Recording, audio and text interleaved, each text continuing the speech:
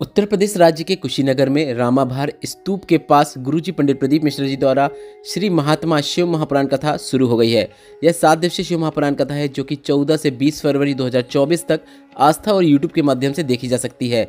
आज बसंत पंचमी का विशेष पर्व है और आप सभी को पता होना चाहिए कि आपको आज के दिन शिवलिंग पर सरसों के फूल अर्पित करके महादेव की कृपा प्राप्त होती है। और ऐसा आप इसलिए करें क्योंकि गुरुजी पंडित प्रदीप मिश्रा जी ने भी कहा है कि आप रोग मुक्ति के लिए शिवलिंग पर 108 सरसों के फूल अर्पित करें। अगर आपका बच्चा है तो उसके बच्चे की बुद्धि के विकास के लिए उसके हाथों से 31 सरसों के फूल शिवलिंग पे अर्पित करें। मतलब यह 2 उपाय आप आज के दिन कर सकते हैं। उपाय करते समय आप श्री शिवाय नमस्तुभ्यम मंत्र का भी जाप कर सकते हैं। कल 15 फरवरी है, गुप्त नवरात्र चल रही है और गुरुजी पंडित प्रदीप मिश्रा जी ने एक विशेष और नए उपाय की जानकारी दी है जिससे करके आप अपनी कामना भोलेनाथ और माता पार्वती के द्वारा पूर्ण करवा सकते हैं। बिल्कुल नया उपाय है, गुरुजी पंडित प्रदीप मिश्रा जी का ही बताया है, जिसकी जानकारी आपको इसी वीडियो के माध्यम से प्राप्त होने वाली है। आज 14 फरवरी कुशीनगर की श्री महात्मा शिव महापुराण कथा में गुरुजी ने कुल 13 उपाय पत्र और उपयोगी जानकारियां दी हैं। सभी की जानकारी हम आपको इस वीडियो के माध्यम से दे देंगे। अगर किन्हीं कारणवश आपने आज की कथा नहीं सुन पाई है तो पूरी कथा का रास्ता तो आपको इस छोटे से वीडियो से प्राप्त होने वाला है। आज की वीडियो का प्रश्न इस प्रकार है जो आपकी स्क्रीन में भी दिख रहा है। उत्तर प्रदेश राज्य में कितने ज्योतिर्लिंग हैं? आपके ऑप्शन इस प्रकार है: A 0, B 1, C 2। आप इस प्रश्न का उत्तर अभी हमें कमेंट बॉक्स के जरिए भेज सकते हैं। हम इस प्रश्न का उत्तर आपको कल के वीडियो में जरूर बता देंगे। बढ़ते हैं आज की कथा की पहली विशेष जानकारी की ओर। कथा शुरू होते ही गुरुजी ने कहा, आज क्या है? बसंत पंचमी है। आज का यह दिन हम माता सरस्वती के प्रागट्य उत्सव के रूप में मनाते हैं, पर आज के ही दिन पुलवामा में भी शहीद हुए थे, आज उनको भी याद किया जाता है, श्रद्धांजलि दी जाती है। बढ़ते हैं आज की कथा की दूसरी विशेष जानकारी की ओर। गुरुजी ने कहा, माता सरस्वती को स्वर देने वाले कौन हैं? विद्या देने वाले कौन हैं? तो गुरुजी ने कहा, माता सरस्वती को यह सब चीज़ देने वाले देवाधिदेव महादेव हैं जो नटराज हैं। बढ़ते हैं आज की कथा की तीसरी विशेष जानकारी की ओर। कुशीनगर के जजमान का आभार व्यक्त करते हुए गुरुजी ने कहा कि हमने बहुत सी शिव महापुराण कथा की है। कई शिव महापुराण कथाओं के बीच में बसंत पंचमी आई है, पर यह पहली बार ऐसा हो रहा है कि शिव महापुराण कथा की शुरुआत ही बसंत पंचमी के पावन अवसर पर हो रही है। और शिव महापुराण की कथा कहती है, जो शिव महापुराण कथा की शुरुआत बसंत पंचमी के अवसर पर होती है उसका श्रवण जो कर लेता है उसकी जीवन में खुशियों से भर जाता है। बढ़ते हैं आज की कथा की चौथी विशेष जानकारी की ओर। अमित श्रीवास्तव जी पत्र लेकर आए जिसमें उन्होंने लिखा, मेरी पत्नी को एक गंभीर बीमारी हो गई, उसके शरीर में बहुत बड़ी गांठ हो गई। डॉक्टर के हिसाब से गांठ साधारण नहीं थी, ऑपरेशन होता उसके बाद जांच आती और जांच की रिपोर्ट से हमें पता चल पाता। मेरी बहन आपकी कथा सुनती थी, पर मैंने आपकी कथा कभी भी नहीं सुना था, ना ही मुझे विश्वास था, ना ही भरोसा था। मैंने कथा सुनना शुरू किया और उस कथा में आपने पीली सरसों का उपाय बताया था, वह हमने किया। पर मैंने सोचा कि क्या 5 रुपए की सरसों से भगवान खुश हो जाते हैं, रोग ठीक हो जाते हैं। पर दूसरी बार जब हम अपनी पत्नी का वापस अल्ट्रासाउंड कराए तो डॉक्टर ने बताया कि गांठ पूरी तरीके से गल चुकी है, ऑपरेशन की भी जरूरत नहीं है। उसी का आभार व्यक्त करने के लिए हम कथा पंडाल में आए हैं। बढ़ते हैं आज की कथा की पांचवी विशेष जानकारी की ओर। अर्चना मिश्रा जी पत्र लिख रहे हैं जिसमें उन्होंने लिखा, 2023 में मुझे पता चला कि मुझे 3rd स्टेज का कैंसर हो गया है। ऐसा सुनते ही मेरे पाँव के नीचे से ज़मीन खिसक गई और कैंसर भी ऐसी जगह हुआ था जिसका मैं वर्णन भी नहीं कर सकती हूँ। डॉक्टर ने कह दिया था कि 3rd स्टेज का कैंसर है और 4th स्टेज की ओर अग्रसर है, शायद ही बच पाए। भोलेनाथ का नाम लेते हुए हमने दवाई लेकर तो आ गए और दवाई को कुंदकेश्वर महादेव का नाम लेते हुए खाने लगे, पर दवाइयाँ असर नहीं कर रही थी। तो मैंने शिवलिंग पर जल चढ़ाकर बेलपत्र चढ़ाकर उस जल और बेलपत्र का आचमन करना शुरू किया। इसके बाद तबीयत और ख़राब हो गई, मुझे आईसीयू में रख दिया गया। मुझे शिवलिंग पर चढ़ा हुआ जल भी वहाँ पर लाकर दिया गया। हमें पता नहीं चल पा रहा था कि हमें क्यों आईसीयू में रखा है, पर भोलेनाथ कुछ और ही सोच रहे थे। पर जब हम आईसीयू से ठीक होकर बाहर आए, इसके बाद डॉक्टर ने फिर से जांच की तो मेरा कैंसर पूरी तरीके से ठीक हो चुका था। उसी का आभार व्यक्त करने के लिए मैं कथा पंडाल में आई हूँ। बढ़ते हैं आज की कथा की छठवीं विशेष जानकारी की ओर। गुरुजी ने कहा, शरीर में अगर ताप बढ़ता है तो भोजन अच्छा नहीं लगता है और घर में अगर पाप अधिक बढ़ता है तो भजन अच्छा नहीं लगता है। बढ़ते हैं आज की कथा की 7वीं विशेष जानकारी की ओर। गुरुजी ने कहा, जो जैसा है वैसा ही दिखे तो उसमें सार्थकता है।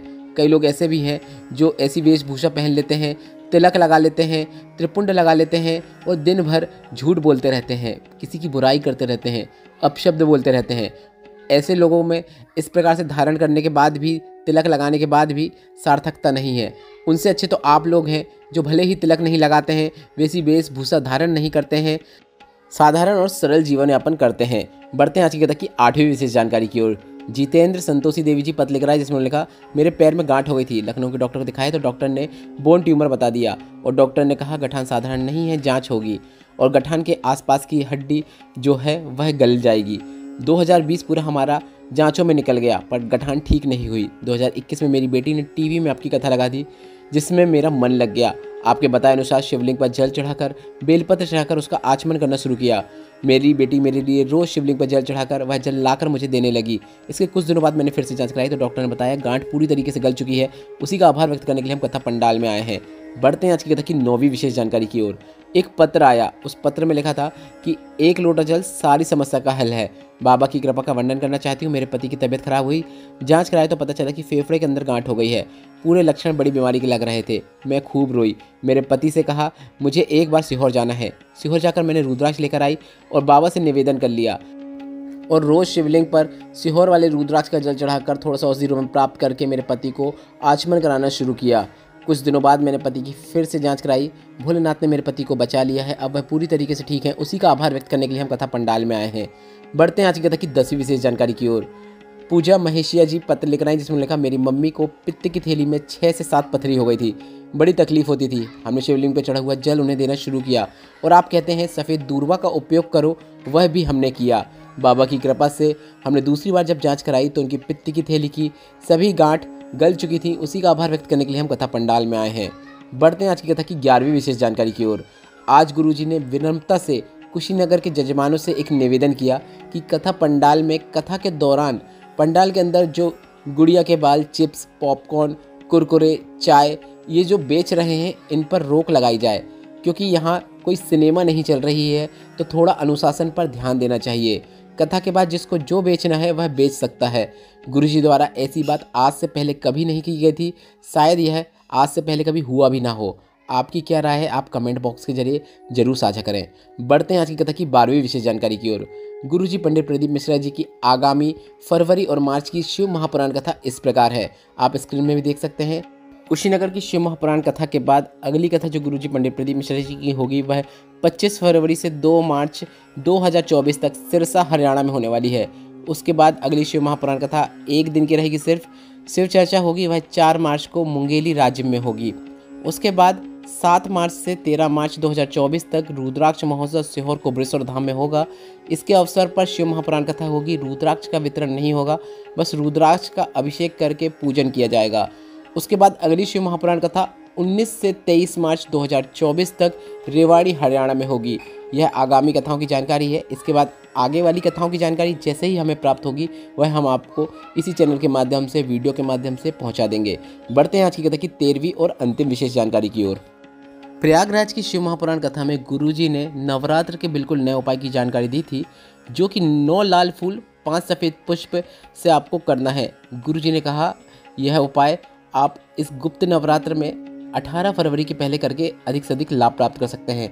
यह नवरात्र का सबसे अच्छा मनोकामना पूर्ति उपाय है, जिसमें आप किसी भी प्रकार की मनोकामना भोलेनाथ और माता पार्वती से करके अधिक से अधिक लाभ प्राप्त कर सकते हैं। गुरुजी ने बताया है, श्रृंगी बाबा ने वर्णन किया है, अगर हमारे घर में शिवलिंग है तो उसमें भी हम यह उपाय कर सकते हैं, या फिर हमारे बगीचे की मिट्टी का उपयोग करते हुए हमें 2 पार्थिव शिवलिंग का निर्माण करना है।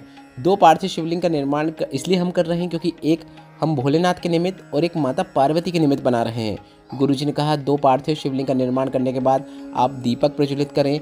9 लाल पुष्प एक पार्थिव शिवलिंग में, 5 सफ़ेद पुष्प दूसरे पार्थिव शिवलिंग पर अर्पित करें। इसके बाद आप जो पूजन अर्चन करना चाहते हैं पार्थिव शिवलिंग का वह कर सकते हैं। अन्य सामग्री भी आप अर्पित कर सकते हैं। पूजन करने के बाद और पूजन करने के दौरान आप श्री शिवाय नमस्तुभ्यम बोलते हुए, नमः शिवाय या फिर ओम नमः शिवाय बोलते हुए अपनी कामना भोलेनाथ और माता पार्वती से कर सकते हैं। बस इतना ही करना होता है। और गुरुजी ने कहा पूजन करने के बाद आपको जो 9 लाल पुष्प हैं, 5 सफ़ेद पुष्प हैं और जो पार्थिव शिवलिंग है, सभी सामग्री का जो भी आप अर्पित करेंगे सभी का विसर्जन किसी नदी तालाब में कर सकते हैं या फिर किसी वृक्ष के नीचे भी कर सकते हैं। नदी तालाब में कर दें तो काफ़ी अच्छी बात है। पार्थिव शिवलिंग का निर्माण आपको इस गुप्त नवरात्र में ही करना है और आप घर की ही मिट्टी का उपयोग करते हुए कर सकते हैं। गुरुजी ने कहा अगर आप 2 पार्थिव शिवलिंग का निर्माण नहीं कर सकते तो आप एक पार्थिव शिवलिंग का निर्माण कीजिए और एक गोल गोल आकृति बना लीजिए, गोला टाइप की आकृति मिट्टी की बना लीजिए, जिसे माता पार्वती के निमित्त आप बना सकते हैं। और उसमें आप 9 लाल पुष्प और एक जो पार्थिव शिवलिंग बनाएंगे उसमें 5 सफ़ेद पुष्प अर्पित करके भी यह उपाय कर सकते हैं। यह मनोकामना पूर्ति का विशेष उपाय आप इस गुप्त नवरात्र में कल मतलब 15 फरवरी को भी कर सकते हैं और आने वाले 18 फरवरी तक आप यह विशेष उपाय कर सकते हैं। इस वीडियो में बताए गए उपायों से संबंधित अगर अभी भी आपके मन में कोई प्रश्न है तो वे प्रश्न आप कमेंट बॉक्स के जरिए पूछ सकते हैं। मेरे द्वारा दी गई जानकारी अगर आपको थोड़ी सी भी उपयोगी लगी हो, आज की कथा से आपको आनंद की प्राप्ति हुई हो, तो इस वीडियो को लाइक करके कमेंट बॉक्स में हर हर महादेव जरूर टाइप कीजिएगा। श्री शिवाय नमस्तुभ्यम। हर हर महादेव।